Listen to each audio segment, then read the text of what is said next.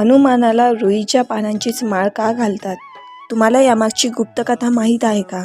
तर हनुमानाची आई माता अंजनी गणपती बाप्पांची निस्सीम भक्त होती. गणेशाची कृपा आपल्या पुत्रावर कायम राहावी, त्याला बळ, बुद्धी आणि विघ्नहरतत्व नित्य लाभावे यासाठी अंजनी रोज गणपतीची उपासना करीत असे. या उपासनेचे प्रतीक म्हणून अंजनी रोज आपल्या लाडका पुत्र हनुमानाच्या गळ्यात मंदाराच्या म्हणजेच रुईच्या पानांची माळ घालीत असे. ती माळ केवळ पाने नव्हती, तर आईची प्रार्थना, तिचे आशीर्वाद आणि तिची भक्ती होती. हनुमान मोठा झाला, पराक्रमी झाला, पण त्याने ती माळ कधीच सोडली नाही.